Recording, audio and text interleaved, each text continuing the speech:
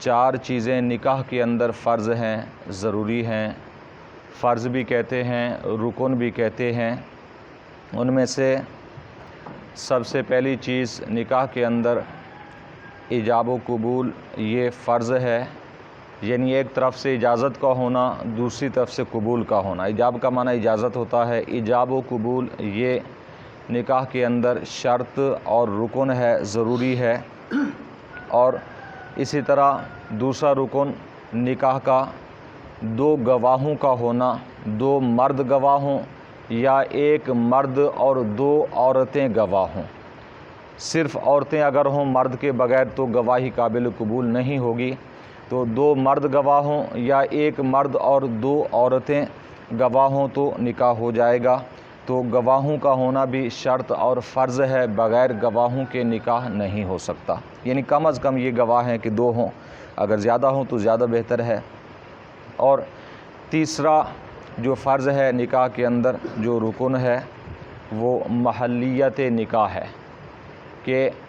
نکاح کا محل ہو، یعنی جو شخص اگر کسی سے نکاح کر رہا ہے تو وہ عورت کسی اور کی منکوحہ نہ ہو، یعنی کسی اور کے نکاح میں نہ ہو، اور وہ اس کی محرم بھی نہ ہو، کسی کی عدت میں بھی نہ ہو، یعنی اس طرح کی جتنی بھی چیزیں ہیں وہ محلیت نکاح کے اندر آ جاتی ہیں، یعنی جس جگہ نکاح کر رہا ہے وہاں نکاح کا ہونا درست ہو۔ تو اگر کسی کی منکوحہ ہے، یعنی کسی اور جگہ اس عورت کا نکاح ہے، تو کوئی اور مرد اس سے نکاح نہیں کر سکتا کہ وہ نکاح پہلے نکاح شدہ ہے، یا پہلے ابھی عدت گزار رہی ہے، عدت کے ابھی کچھ دن باقی ہیں، کچھ ایام، حتیٰ کہ کچھ گھڑیاں بھی باقی ہیں، کچھ لمحے بھی اگر باقی ہیں، تب بھی نکاح نہیں ہو سکتا، کہ جب تک عدت مکمل نہ ہو جائے تو نکاح نہیں ہو سکتا۔ تو محلیت نکاح، نکاح کا محل ہونا، یہ بھی شرط ہے اور فرض ہے۔ اور چوتھی چیز جو نکاح کے اندر لازمی ہے اور ضروری ہے، وہ مجلس واحد ہے، یعنی ایجاب و قبول کے لیے مجلس واحد کا ہونا شرط ہے، ایک ہی مجلس کے اندر ایجاب و قبول ہو۔ اگر مجلسیں جدا ہو گئیں ایجاب و قبول کے اندر تو پھر یہ شرط نہیں پائی جائے گی اور نکاح درست نہیں ہوگا۔ یہ فقہاء کرام نے 4 چیزیں نکاح کے لیے شرط قرار دی ہیں، یعنی شادی کے لیے جو چیزیں فرض ہیں اور ضروری ہیں وہ یہ 4 چیزیں ہیں، باقی سنتیں اور مستحبات کچھ اور چیزیں ہیں، جیسا کہ نکاح کے لیے کلمے وغیرہ پڑھائے جاتے ہیں تو یہ مستحب کے اندر آتے ہیں، کچھ سنت بھی نہیں ہے، صرف مستحب ہے، اچھا عمل ہے، اجر ملے گا، ثواب ملے گا۔ اور ایسے ہی جو خطبہ ہے وہ خطبہ پڑھنا نکاح کے اندر یہ سنت ہے، دیگر اور چیزیں بھی اس کے اندر سنت ہیں۔ تو گویا کہ یہ سمجھ لیں کہ نکاح کے لیے یا شادی کے لیے یہ 4 چیزیں فرض اور ضروری ہیں۔ ولیمہ بھی سنت ہے، ولیمہ بھی فرض نہیں ہے۔ اسی طرح دیگر اور چیزیں زیادہ سے زیادہ سنت کے اندر آتی ہیں، لیکن آج کل اگر ہمیں دیکھا جائے تو ان فرائض کی تو پرواہ ہوتی نہیں ہے، اور لیکن لاکھوں روپے بلکہ کروڑوں روپے بھی لوگ شادیوں پر خرچ کر دیتے ہیں کہ جی ہم سنت ادا کر رہے ہیں، اور پھر اس کے اندر کتنی ممنوعات بھی ہوتے ہیں، غیر شرعی افعال کیے جاتے ہیں کہ جس کی وجہ سے اپنے رب کو ناراض بھی کر لیتے ہیں۔ تو نکاح کے لیے یہ 4 چیزیں جو فرض اور ضروری ہیں، اگر یہ ذہن میں رکھیں تو نکاح ہو جاتا ہے۔ تو مزید ان کی جو تفصیل ہے دیگر احکام کے اندر آتی رہے گی۔ اور مجلس واحد کے تحت ایک بات ذہن کے اندر رکھنی چاہیے کہ مجلس واحد کا ہونا شرط ہے، یعنی جو شخص نکاح کر رہے ہیں، یعنی جو میاں بیوی آپس میں نکاح کرنا چاہتے ہیں، مرد و عورت،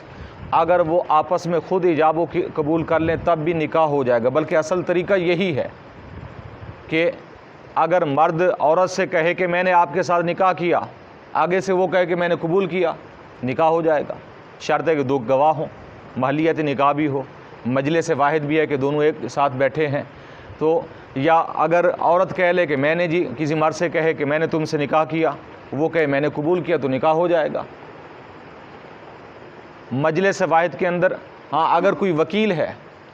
تو وکیل کے لیے بھی شرط ہے کہ وکیل جس مجلس کے اندر ایجاب کر رہا ہے تو اسی مجلس کے اندر قبول ہو۔ جیسا کہ اکثر و بیشتر یہ سوال اٹھتا ہے کہ جی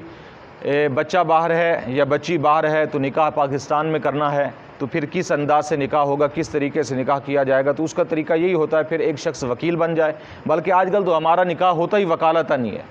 کہ قاری صاحب جو نکاح پڑھاتے ہیں تو یہ بھی وکیل ہوتے ہیں، دلہن کی طرف سے عورت کی طرف سے وکیل کے طور پر وہاں مجلس کے اندر بیٹھ کر وہ نکاح کرتے ہیں، تو یہ وکیل کہلاتے ہیں۔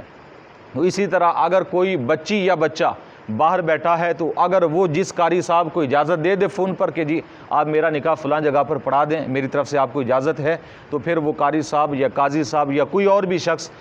وہ مجلس کے اندر بیٹھ کر آگے مرد ہے یا عورت ہے، اسے ایجاب تو اس کا ہو گیا، اجازت ہوگی، ایجاب ہو گیا، تو اب اسے قبول کرائے تو نکاح ہو جائے گا،